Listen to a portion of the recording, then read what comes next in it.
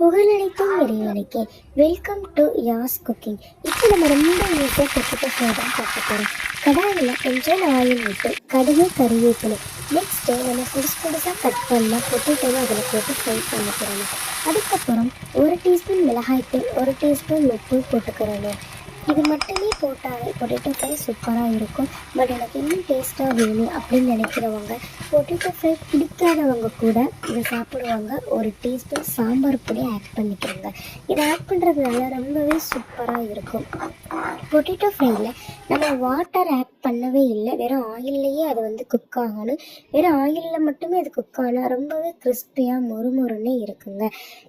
சமையலில் A to Z கூட எனக்கு தெரியாதுன்னு நினைக்கிறவங்க கவலையே பட வேணாம். நம்மளுடைய சமையல் தெரியாதவங்களுக்கு கூட தெரியும். அவ்வளோ ஈஸியாக தான் நம்மளுடைய சமையல் எல்லாமே இருக்க போகுது.